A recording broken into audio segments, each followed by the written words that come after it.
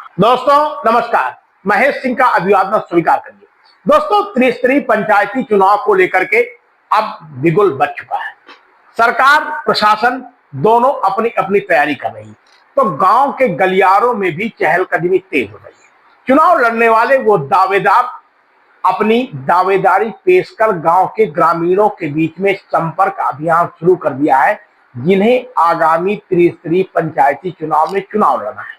दोस्तों, आपको बता दें कि ग्रामीण क्षेत्रों में प्रधानी का चुनाव काफी कठिन होता है। गांव में तमाम उम्मीदवार खड़े होते हैं और गांव के ग्रामीण गुटों में विभाजित हो रहे हैं, लेकिन सरकार ने एक ऐसा प्लान तैयार किया है कि इस बार चुने गए प्रधानों के लिए काफी कड़ी मशक्कत का भी सामना करना पड़ेगा। यानी उनकी शिकायत करना अब आसान होगा। शिकायत करने में जांच रिपोर्ट यदि सही आई तो प्रधान के खिलाफ मुकदमा ही नहीं दर्ज होगा, बल्कि उसे जेल भी जाना पड़ेगा और उससे रिकवरी भी की जाएगी। दरअसल में इस पूरे मामले में सरकार ने जो प्लान तैयार किया है, उस प्लान पे साफ तौर पर कहा गया है कि अब ग्राम प्रधान मनमानी नहीं कर पाएंगे। पहले होता था कि ग्राम प्रधान के का जो विरोधी खेमा होता था, वो अपने गांव से न सही आस पड़ोस के गांव से शिकायती प्रार्थना पत्र डलवा देता था, या फिर कहीं न कहीं फर्जी शिकायतें भी करा दी जाती थी और उससे ग्राम प्रधान को भी दिक्कतें होती थी, साथ में जांच टीम को भी कड़ी मशक्कत का सामना करना पड़ता था। लेकिन इस बार एक बड़ा प्लान सरकार ने तैयार किया है।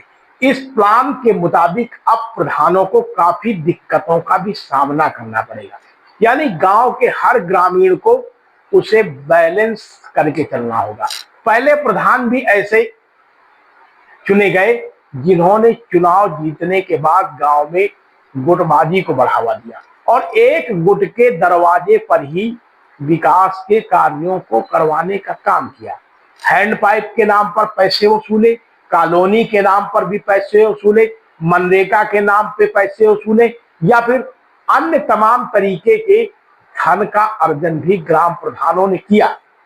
लेकिन अब इस बार जो पंचायती चुनाव होने जा रहा है, उसमें साफ तौर पर ऐसा सरकार ने एक्शन प्लान तैयार किया है जिससे प्रधानों की अभी से हवा निकल रही है। वो मुसीबत में पड़ सकते हैं।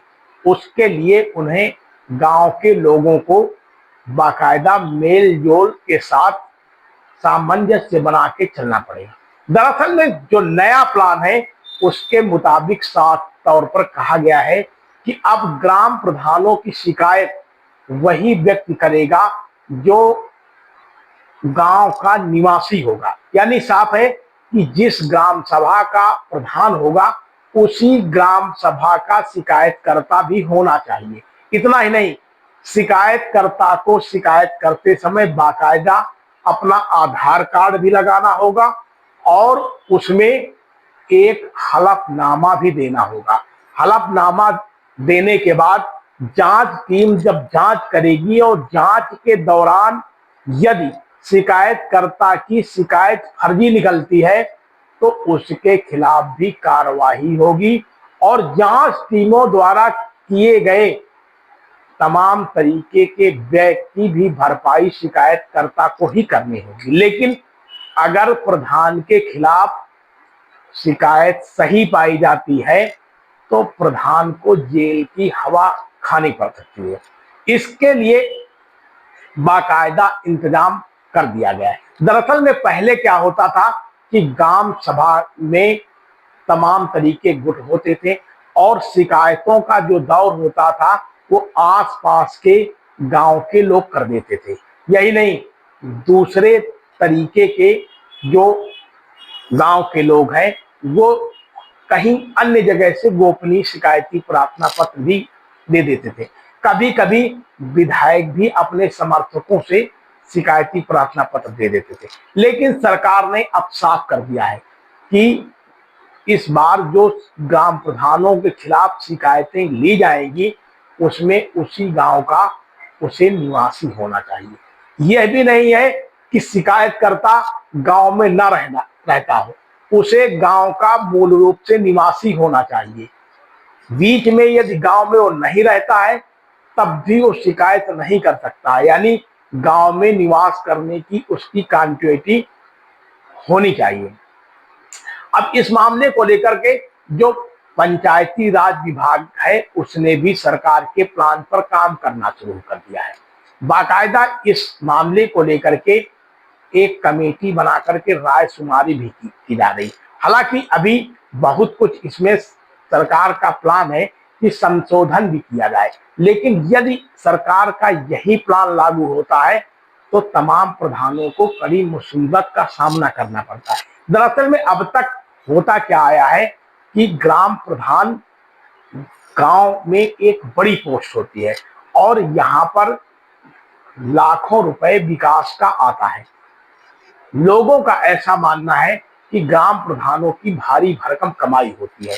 एक बार ग्राम प्रधान बनने के बाद एक दो पीढ़ियों का पैसा भी ग्राम प्रधान इकट्ठा कर लेते हैं। शायद ही किसी गांव का प्रधान ईमानदार हो, लेकिन उनकी इस ईमानदारी के पीछे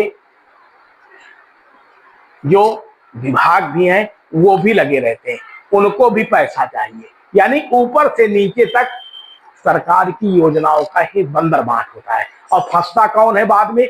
ग्राम प्रधान। इसीलिए सरकार ने भी शायद इस तरीके की व्यवस्था कर रखी है कि इस व्यवस्था में अब प्रधान को दिक्कतें भी हो सकती हैं और दिक्कतें नहीं हो सकती। यानी साफ तौर पर है कि गांव के प्रधान को अब अपने ही गांव के नागरिकों को साथ लेकर के चलना पड़ेगा। यानी शिकायत हो जाती है तो वो उसी के गांव का नागरिक करेगा। प्रधान को पता चल जाएगा कि शिकायत करने वाला कौन है, उसका आधार कार्ड लगा होगा, उसका एफिडेविट भी लगा होगा। प्रधान के लिए आसान भी है, लेकिन दूसरी तरफ ये देखा जाए तो ये प्रधान के लिए काफी मुसीबत भरा है। यानी रोज लोग शिकायतें करते रहेंगे और प्रधान को ब्लैकमेल भी करते रहेंगे, बाद में समझौता भी कर लेंगे। फिलहाल अब इस पूरे मामले में सरकार का अगला एक्शन प्लान क्या होता है, इस पर हम आपको फिर अपडेट करेंगे।